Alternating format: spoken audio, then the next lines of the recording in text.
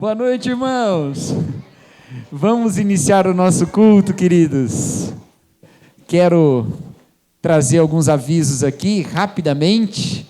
Primeiro, lembrar os irmãos desse nosso encontro de casais, tá bom? Que está marcado aí para o dia 29 de agosto, às 7h30.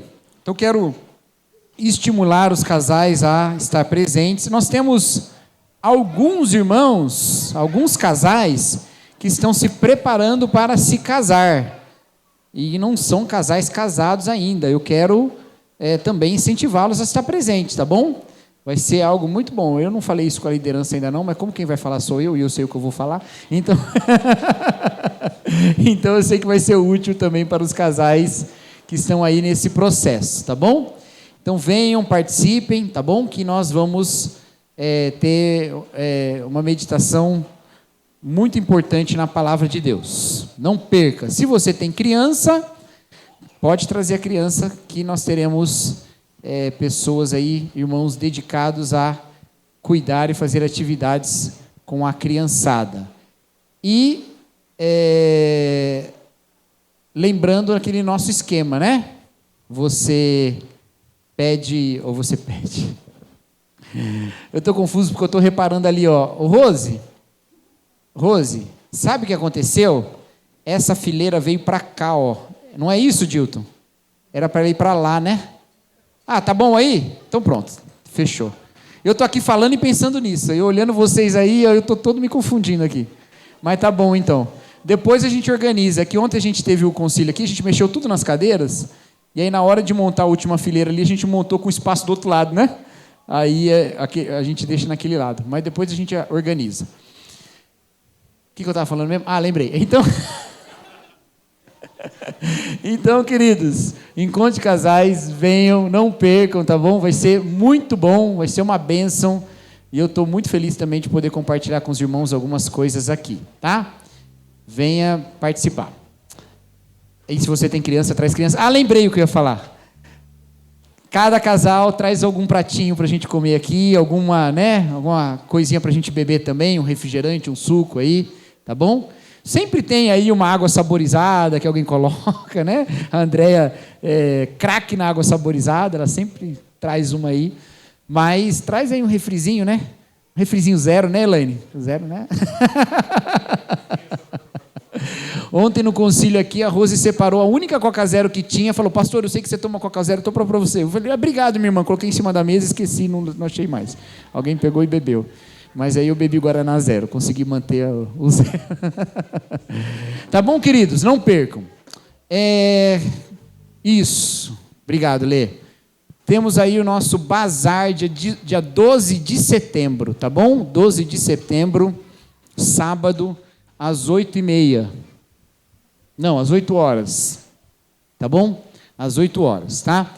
Então, não perca, venha participar aí se você quiser adquirir alguma coisa, mas também contribua com algo que você queira contribuir aí para o nosso bazar, tá bom? Tem alguma roupa lá em casa que você não usa mais, traga, tá bom? Que a gente já separa aqui, já põe no jeito, tá? É isso. E eu quero também só avisar a igreja, hoje de manhã eu já avisei, quero avisar agora à noite também, que ontem nós tivemos o concílio. Nossos dois irmãos aí candidatos ao ministério pastoral, Juliano e Ranieri, foram aprovados. Essa é a foto com eles dois ali, com a família, né? A Ruth tá ali, né?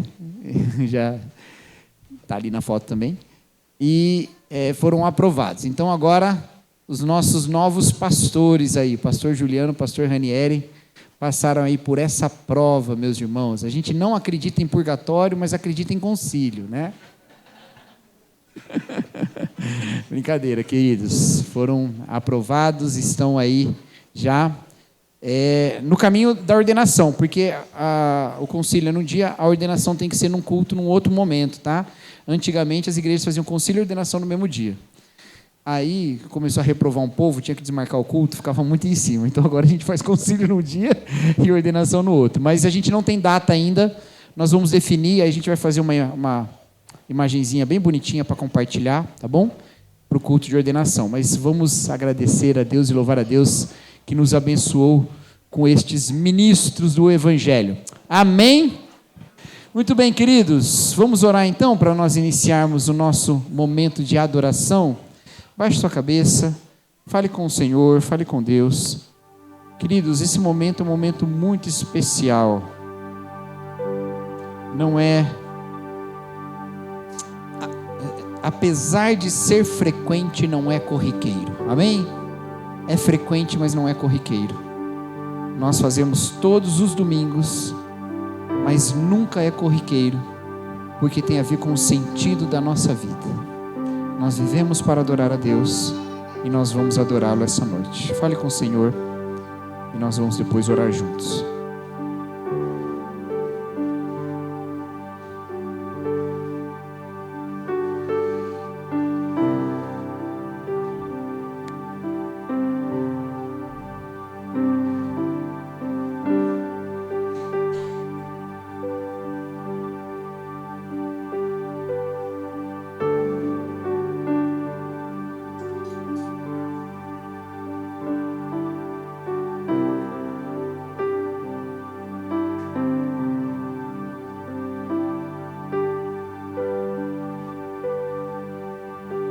Senhor nosso Deus, louvado seja o teu nome, porque é o Senhor que criou todas as coisas nos céus e na terra, e é o Senhor também que providenciou a nossa salvação, dando a nós Jesus Cristo, o Filho, que nasceu, cresceu, morreu e ressuscitou, completando toda a obra para a nossa salvação, expiando os nossos pecados e nos unindo ao Senhor e uns com os outros. Que essa noite, ó Pai, a realidade do Evangelho seja a fonte da nossa adoração. A convicção na Tua graça seja o que alimenta os louvores dos nossos lábios e que molda todo o nosso viver. Essa é a nossa oração em nome de Jesus Cristo. Amém. Boa noite, igreja. Convido você a ficar em pé. Vamos juntos louvar e adorar o nosso Senhor com as canções.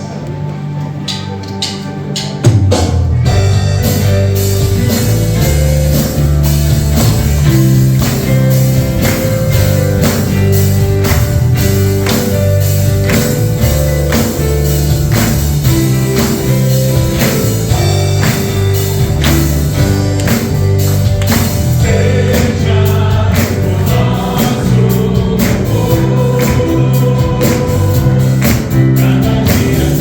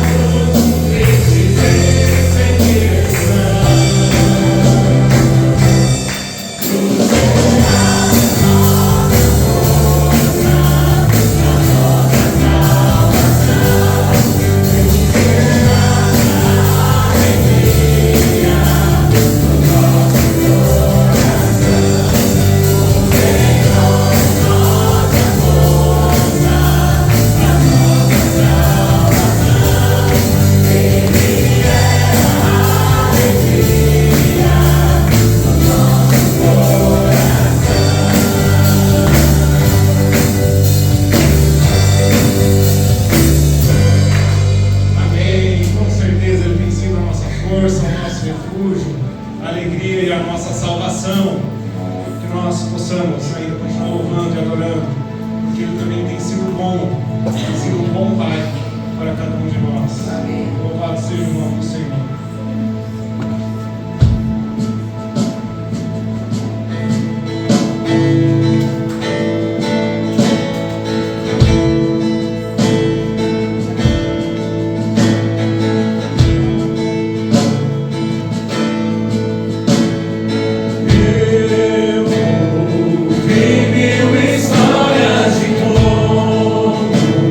Alguns vêm a ti, mas eu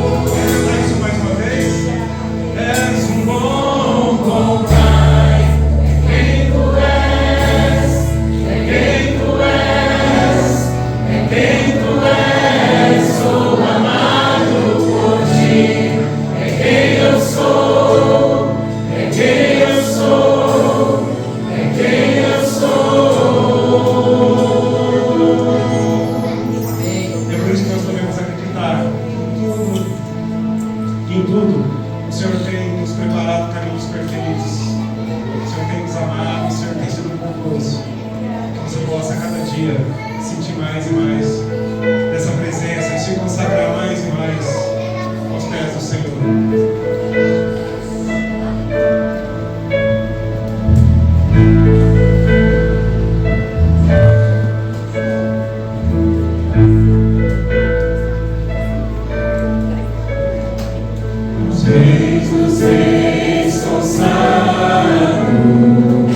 Tudo que sou.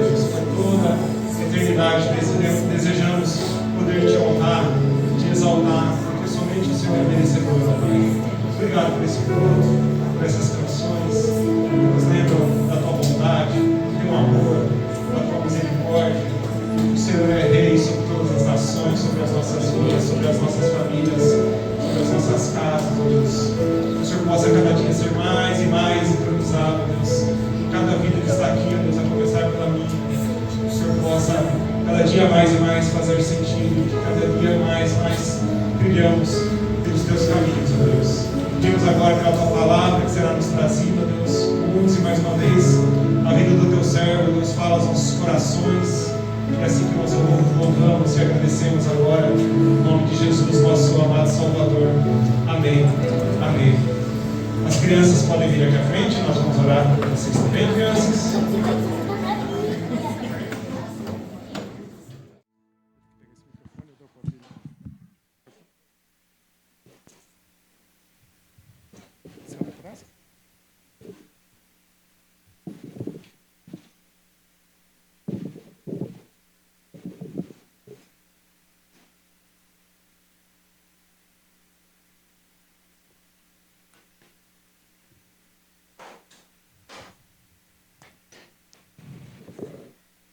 Isso aí, queridos.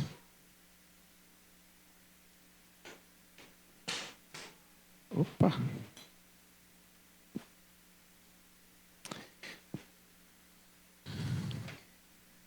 Vamos orar, meus irmãos, abaixe sua cabeça, vamos orar. Senhor nosso Deus, a Tua palavra, ó Deus, é graça sobre a nossa vida, é dada pelo Senhor. Nós te pedimos agora, ó Pai, que o Senhor fale conosco, com todos nós que estamos aqui para ouvir a Tua voz. Desde os mais novinhos, as crianças que recém adquiriram a compreensão, até os mais experientes no nosso meio, que todos possam receber uma porção da Sua palavra. Essa é a nossa oração em nome de Jesus Cristo. Amém.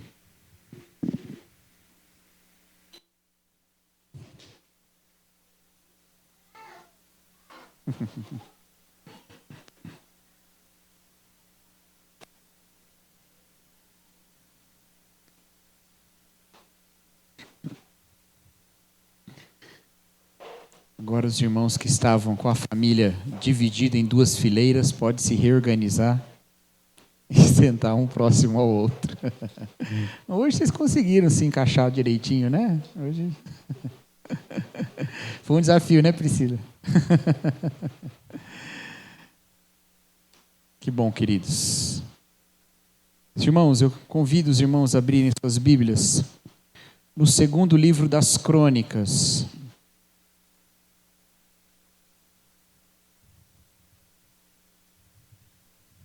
Capítulo 26.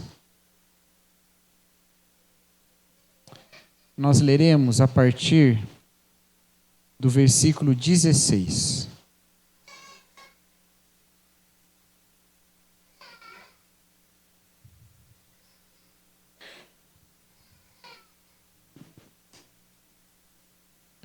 Segundo Crônicas, que é o segundo livro. Mas é segunda obra também, né? Eu não vou me corrigir mais, não. Segundo livro das Crônicas, capítulo 26. Nós leremos a partir do versículo 16 até o final do capítulo, meus irmãos, que é o versículo 23, tá bom? Então, vamos aí ler um pouquinho sobre um dos reis. Existe uma lógica nessa série, meus irmãos, que eu tenho trazido para os irmãos. Essa série que nós temos, que eu tenho chamado, na verdade, de Para que servem os cristãos. E a lógica é a lógica da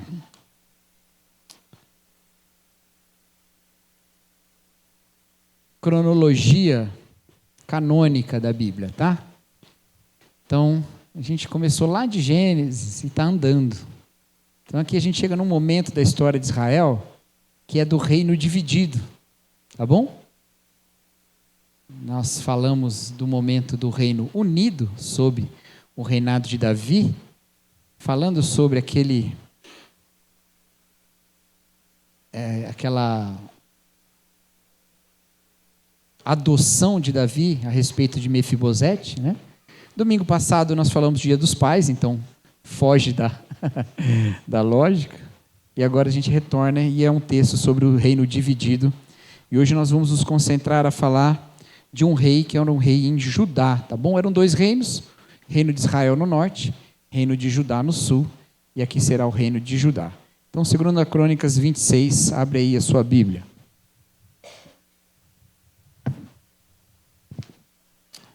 A partir do versículo 16, diz assim a palavra de Deus. Entretanto, depois que Uzias se tornou poderoso, o orgulho provocou a sua queda. Ele foi infiel ao Senhor, o seu Deus, e entrou no templo do Senhor para queimar incenso, no altar de incenso. O sumo sacerdote Azarias e outros 80 corajosos sacerdotes do Senhor foram atrás dele.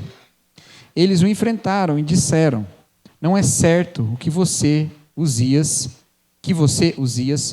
queime incenso ao Senhor. Isso é tarefa dos sacerdotes, os descendentes de Arão consagrados para queimar incenso. Saia do santuário, pois você foi infiel e não será honrado por Deus o Senhor. Uzias, que tinha um incensário na mão pronto para queimar o incenso, irritou-se, indignou-se contra os sacerdotes. Na mesma hora, na presença deles, diante do altar do incenso no templo do Senhor, surgiu lepra na sua testa. Quando o sumo sacerdote Azarias e todos os outros sacerdotes viram a lepra, expulsaram-no imediatamente do templo. Na verdade, ele mesmo ficou ansioso para sair, pois o Senhor o havia ferido. O rei Uzias sofreu de lepra até o dia da sua morte. Durante todo esse tempo, morou em uma casa separada com a sua doença e excluído do templo do Senhor. Jotão, o seu filho, tomava conta do palácio e governava o povo da terra. Os demais acontecimentos do reinado de Uzias, do início ao fim, foram registrados pelo profeta Isaías, filho de Amós. Uzias descansou com seus antepassados e foi sepultado junto deles, em um cemitério que pertencia aos reis, pois o povo dizia: ele tinha lepra. Jotão, o seu filho, sucedeu-o como rei. Uzias era um rei considerado bom. Ele era um rei considerado bom. Aqui no livro das Crônicas, no início desse capítulo, que é um capítulo que conta a história desse reinado, fala sobre tudo o que ele fez. Como ele agiu, organizando um exército, conquistando territórios, vencendo os inimigos e, inclusive, restaurando, em parte, porque o livro de 2 Reis fala de alguns problemas nessa área também, mas, em parte, restaurando aspectos do culto ao Senhor, incluindo essa expressão ali no versículo 5, que fala que Uzias buscou o Senhor e Deus o fez prosperar.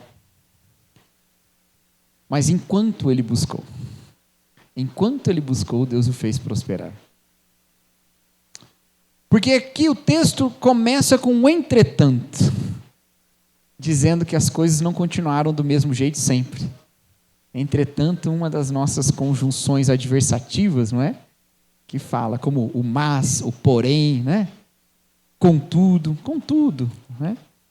Apesar disso. Porque depois que ele se tornou poderoso, o orgulho provocou a sua queda. Como que Uzias se tornou poderoso? Ou melhor, como ele se tornou orgulhoso a partir do seu poder?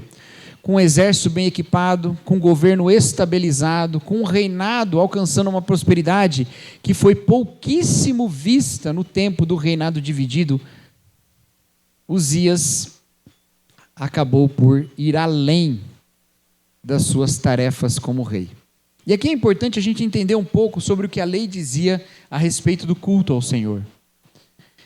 O culto ao Senhor era liturgicamente realizado no templo, certo?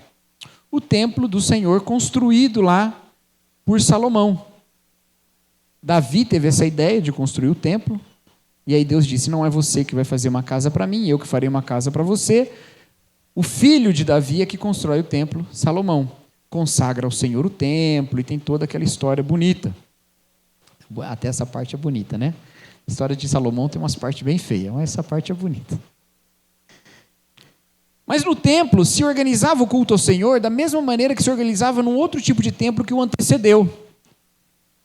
que não era o templo de pedra, mas era o tabernáculo, uma cabana, uma barraca. Chique. Não essas barracas aí que você vai passar o ano novo na praia e chove, porque ano novo chove e enche de água, não é isso não, tá? Barraca chique, que aguentou atravessar o deserto, que tinha a arca do Senhor, toda ali, né, bonita, com ouro e tal, que os melhores artistas fizeram para arrumar, era coisa chique, tá bom?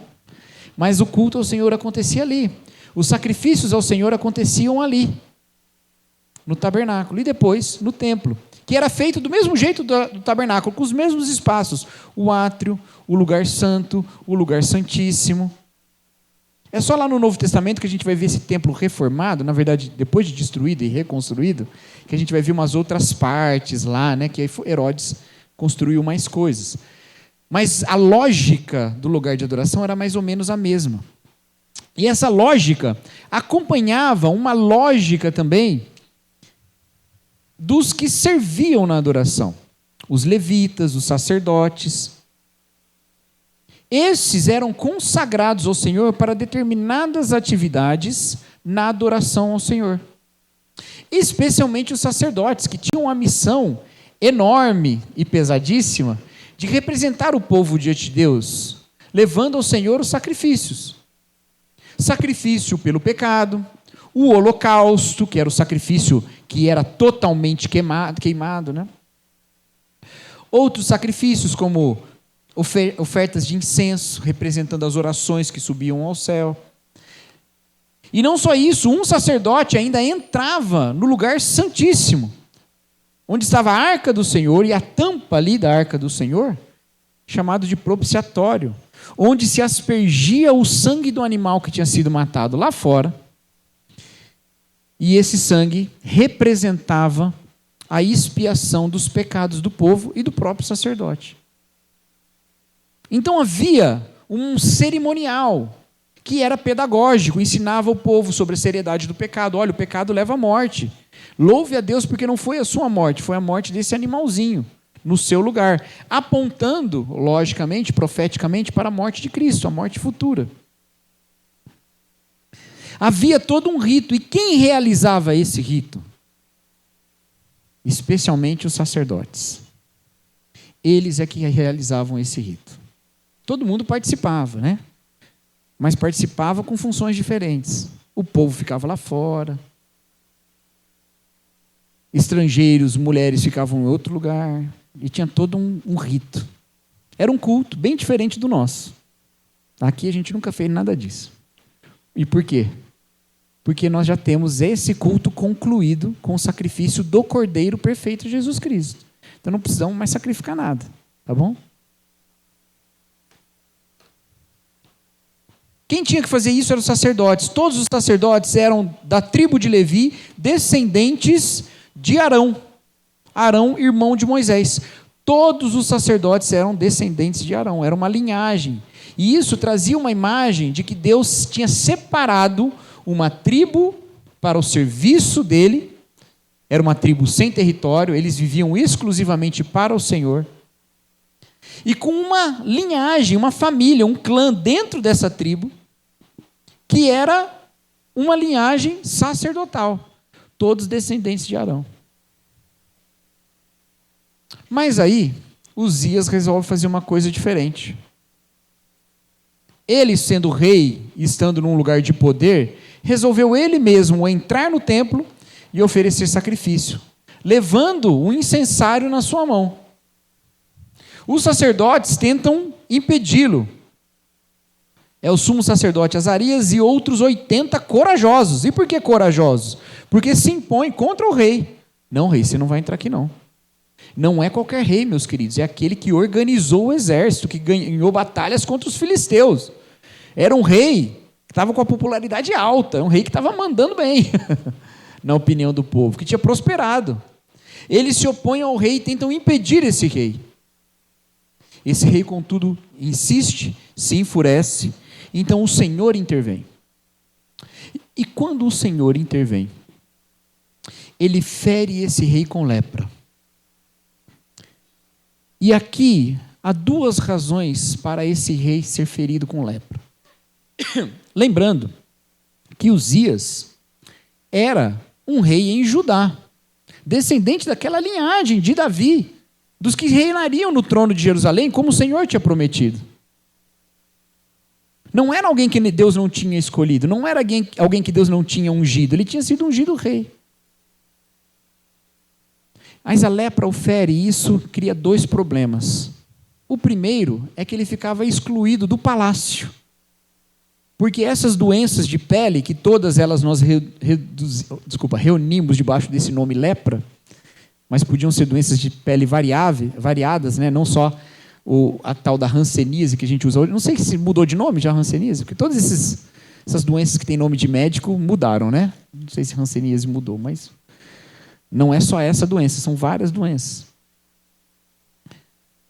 Essa que feriu Uzias, feriu até sua morte. E algumas delas eram contagiosas, por isso havia necessidade de se excluir do povo, de se afastar. Ele não podia mais estar no palácio, onde ele atendia pessoas, dava expediente lá, julgava as causas, ele não podia mais fazer isso. Ele ia acabar contaminando o povo todo, então ele tinha que ficar separado. Mas pior do que isso, era que ele ficava excluído da adoração do templo, porque agora ele estava impuro. Então ele, que não quis ficar apenas no palácio onde Deus o tinha colocado, quis invadir o templo, acabou excluído dos dois lugares, do palácio e do templo. E tudo isso porque ele se orgulhou. Porque ele tentou atravessar uma barreira que ele não deveria atravessar. Não é verdade, meus queridos?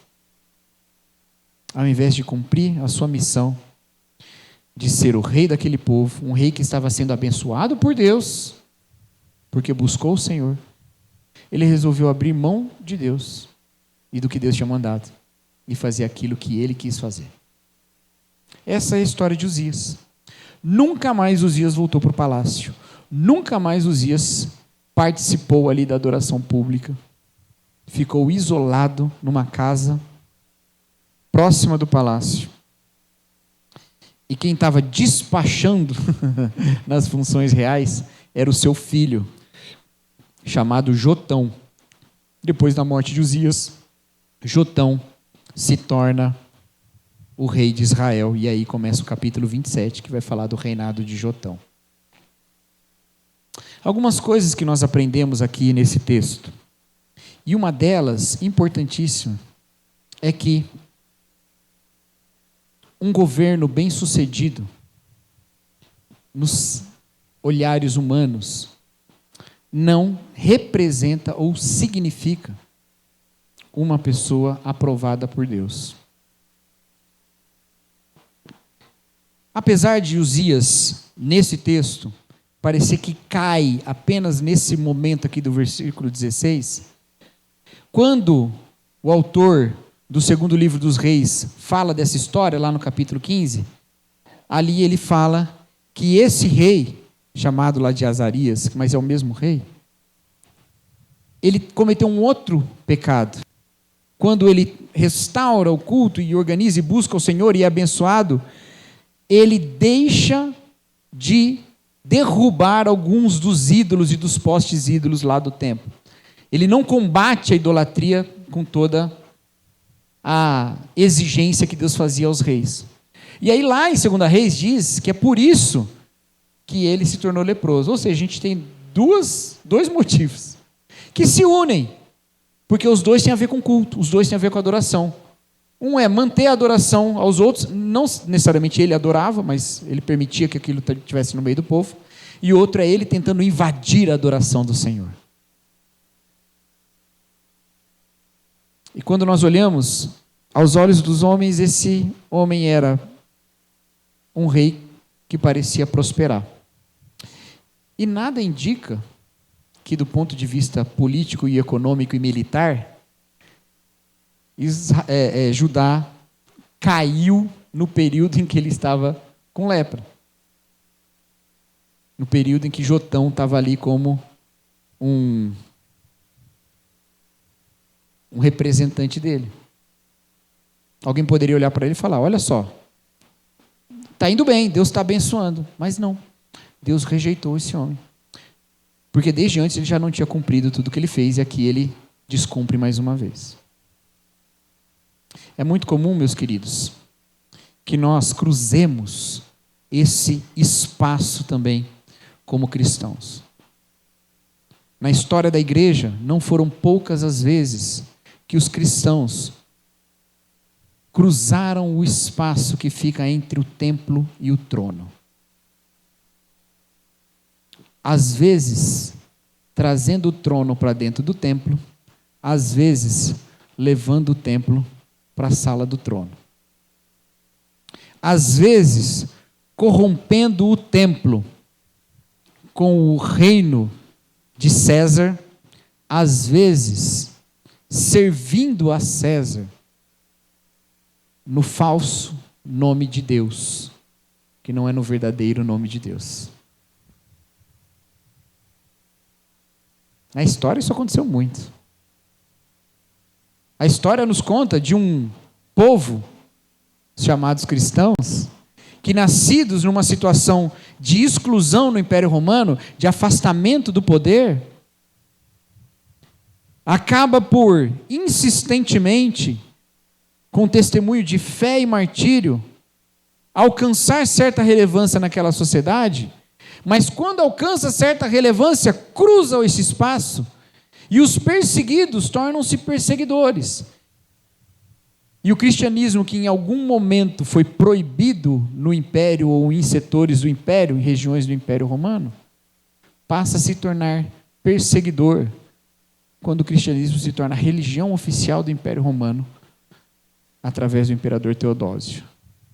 De perseguido a perseguidor. Essa é só uma das vezes em que cristãos cruzaram esse espaço. Invadiram o espaço sagrado com o mundanismo do poder temporal e também fizeram o contrário. Legitimaram poderosos com discursos ditos sagrados. Mas essas coisas não parecem estar totalmente conectadas. Na verdade, o Senhor pede uma adoração que se purifica desses interesses.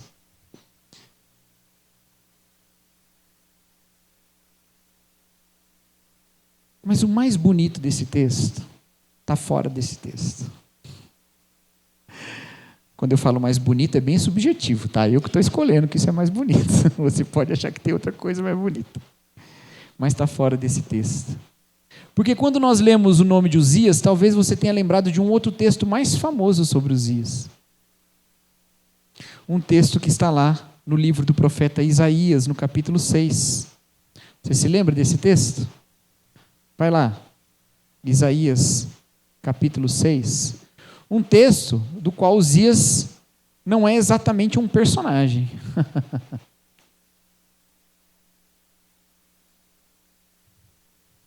Ele é uma figura que ajuda a datar o texto.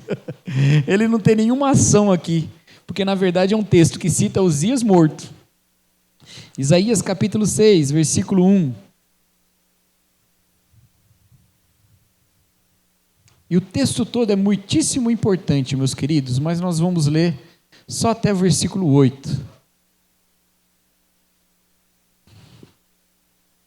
Isaías 6, de 1 a 8.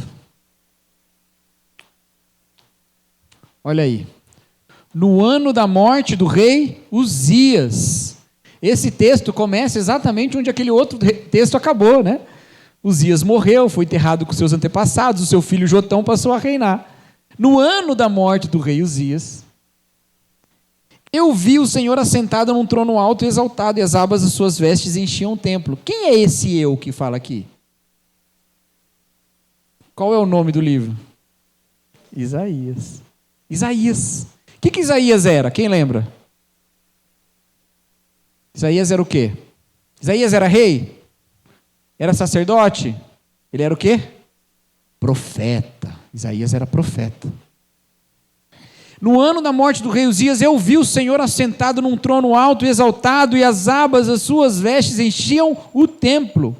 Acima dele estavam serafins, cada um deles tinha 6 asas, com 2 cobriam o rosto, com 2 cobriam os pés, com 2 voavam e proclamavam uns aos outros: Santo, Santo, Santo é o Senhor dos exércitos, a terra inteira está cheia da sua glória. Ao som das suas vozes, os batentes da porta tremeram e o templo ficou cheio de fumaça. Então gritei: ai de mim, estou perdido, pois sou um homem de lábios impuros e vivo no meio de um povo de lábios impuros. Os meus olhos viram o Rei, o Senhor dos exércitos.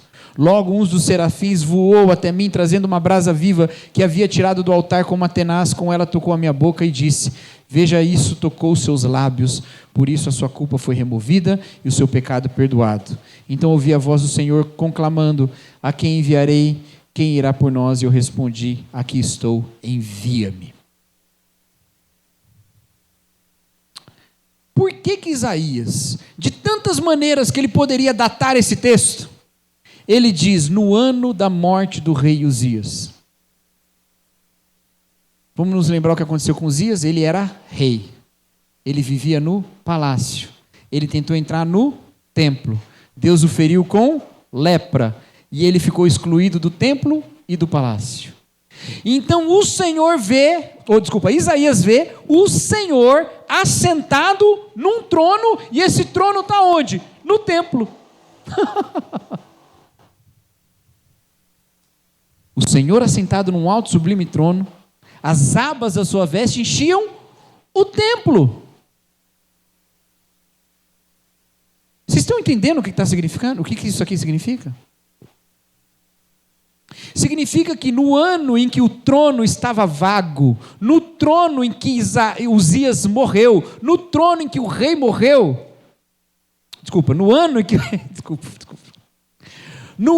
que o rei morreu, o trono não estava vago, o Senhor estava sentado no trono, e o templo não estava vago, porque o Senhor estava enchendo o templo.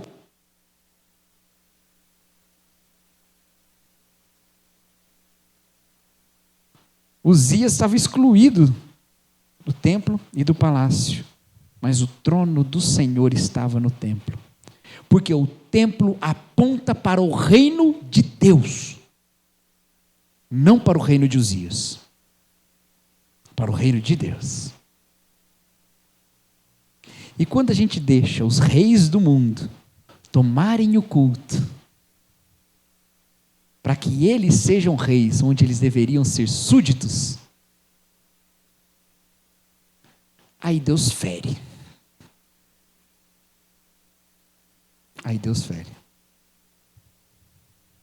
Então nós precisamos decidir de quem que nós somos testemunhas: do Senhor que senta no trono ou de Uzias? Entendeu? Para que servem os cristãos? Para serem testemunhas do trono de Deus, não de Uzias. Agora, no decorrer da história bíblica do povo de Deus e da história dos cristãos no mundo, os cristãos sempre estiveram debaixo de reis humanos.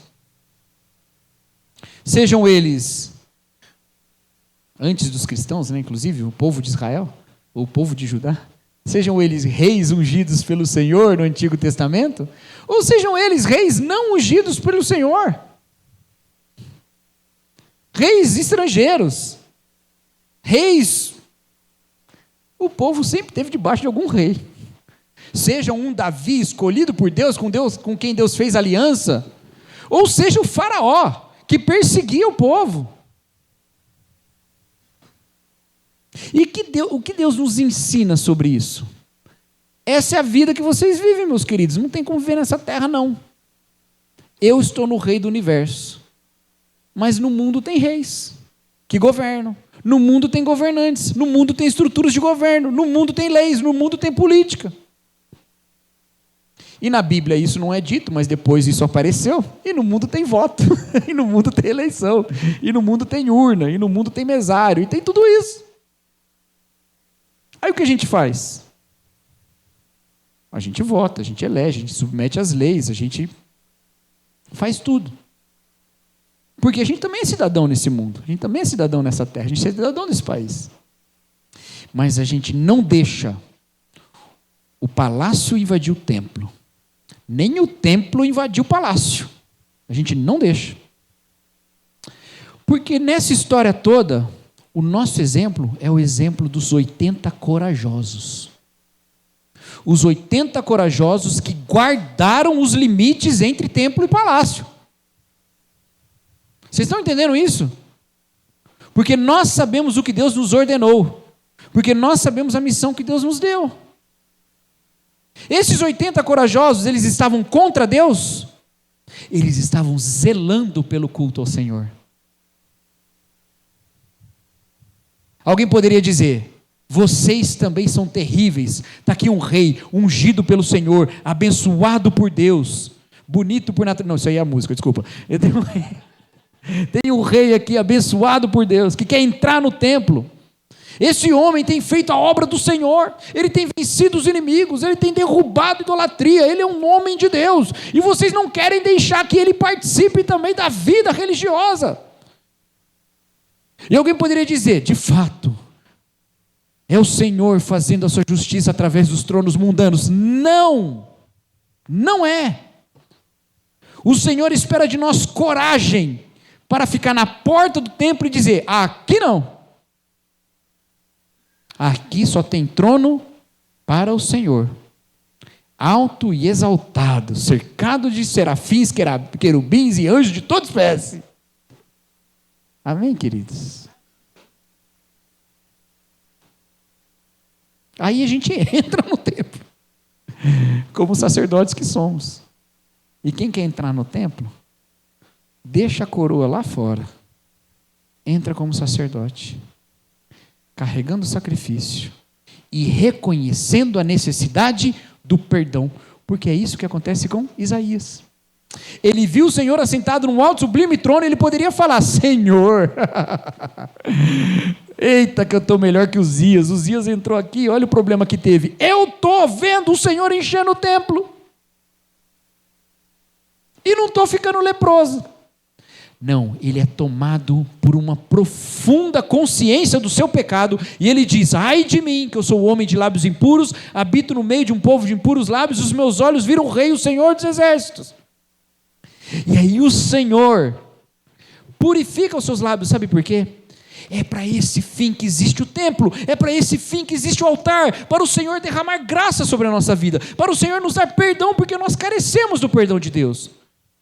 Não é um lugar que emana poder para nós, é um lugar em que nós nos reconhecemos despoderados diante do pecado, e o Senhor nos salva, e o Senhor nos purifica.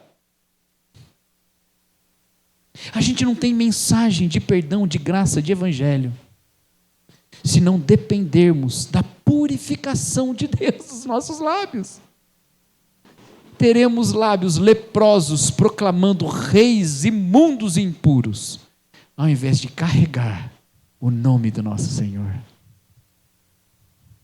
que é santo e cuja santidade é louvada pelos anjos que estão o tempo todo louvando no templo. Isaías termina dizendo, respondendo uma pergunta de Deus: a quem enviarei, quem irá por mim?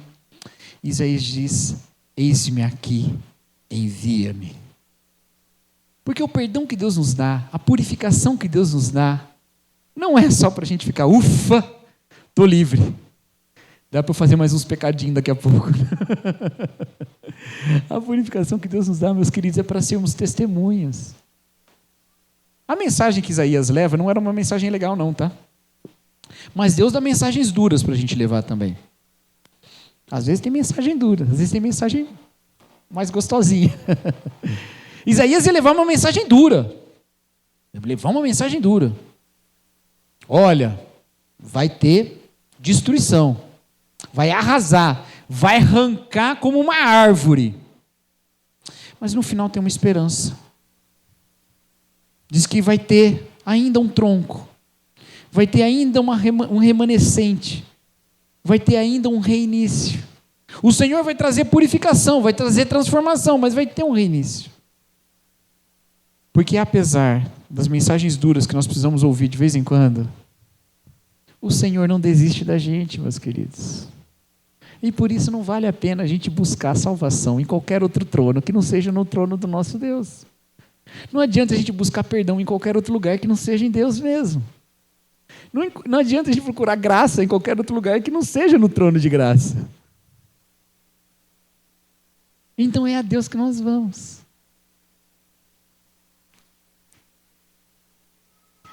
E eu vou ser mais explícito, meus queridos, porque eu sei que eu não preciso. Mas eu quero terminar essa mensagem com uma palavra de graça e de esperança. Eu nem acho que ela foi tão dura assim, tá? Mas pode ter sido. Mas a minha mensagem de graça e esperança é a seguinte: os cristãos servem não para servir os dias da vida, mas servem para proclamar o reino do nosso Deus, que está no trono.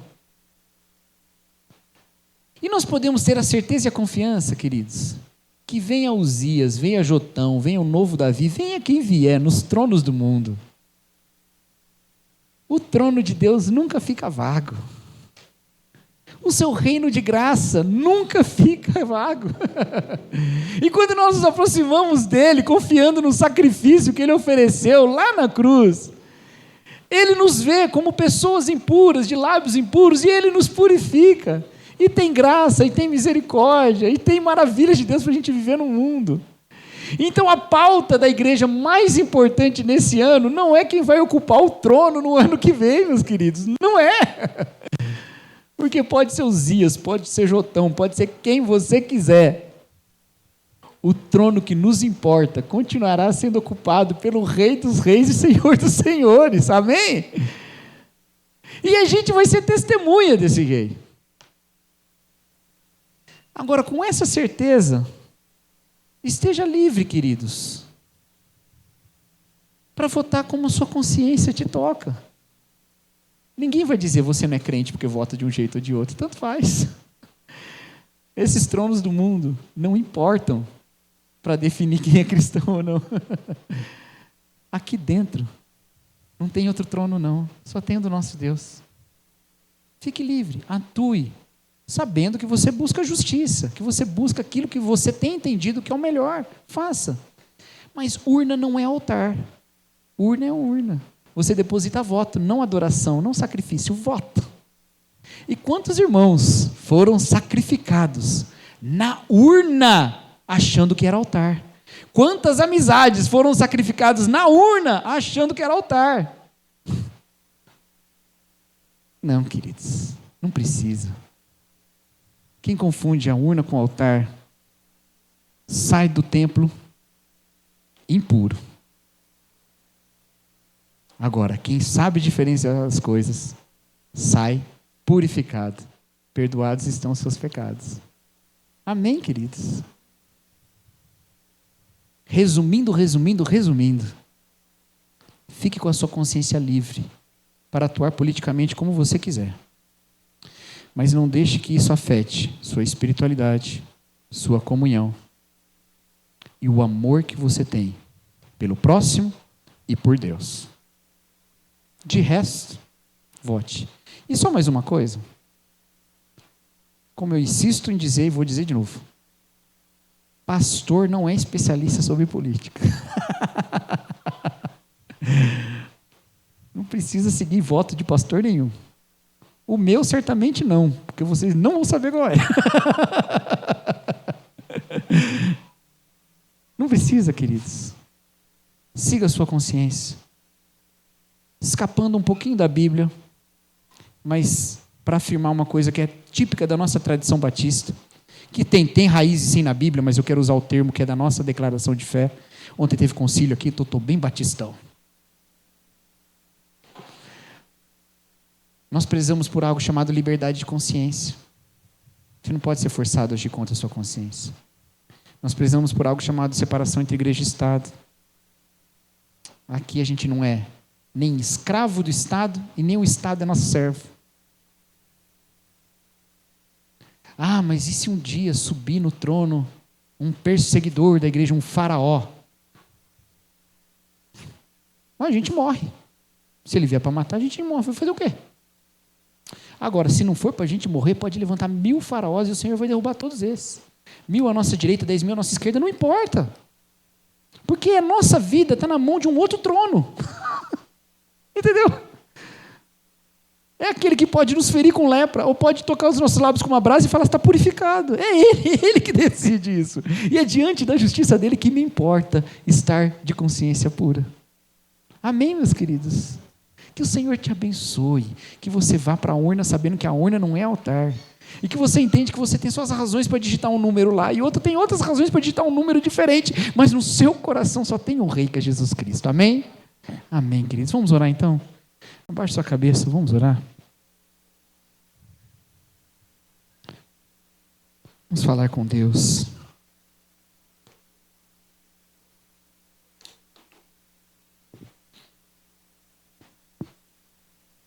Oremos.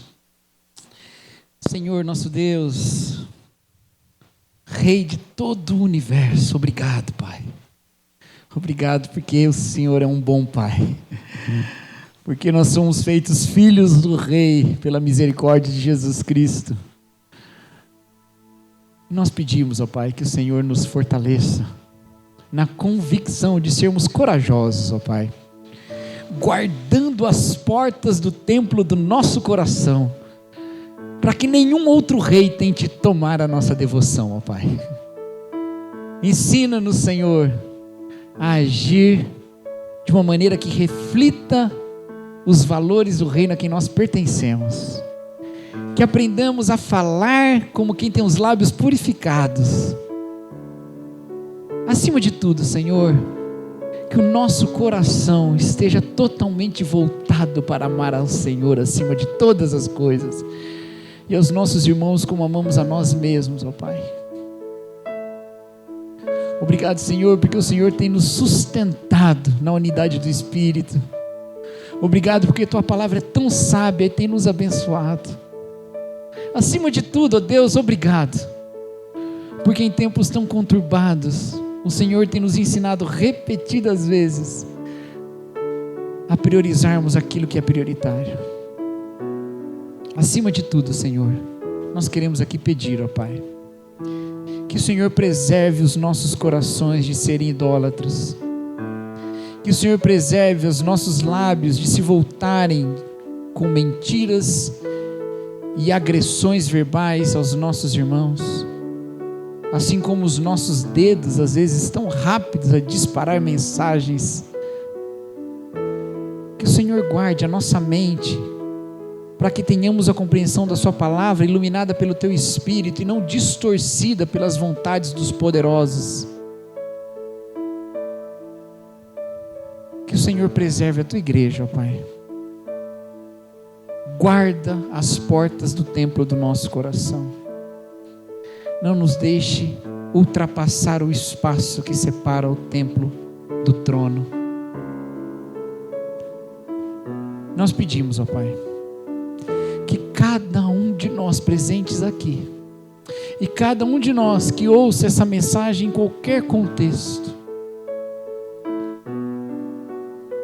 e que participa dessa oração dando o amém, como é o Senhor que nos pede, que cada um de nós seja um agente de pacificação, que as amizades destruídas sejam restauradas, que as famílias abaladas sejam fortalecidas, e que em tudo, ó Deus, o Seu nome seja glorificado, como o Senhor de um trono de graça, e não de um trono que gera divisão. Obrigado, Senhor, pela Tua palavra. Obrigado por nos guardar em tempos tão confusos. E obrigado, ó Pai, porque o Senhor é o dono do trono, e nós podemos caminhar tranquilos, sabendo que aconteça o que acontecer, no final é o reino do Senhor que se imporá sobre os reinos da terra. Que a graça do nosso Senhor e Rei Jesus Cristo, o amor de Deus o Pai no alto e sublime trono, a comunhão do Espírito que nos une uns aos outros mais do que as forças que tentam nos separar, e sejam com todos aqui, e com todos aqueles que são sacerdotes de Deus em Cristo, espalhados que estejam pela face da terra, hoje e para todos sempre. Amém. Que Deus abençoe, irmãos.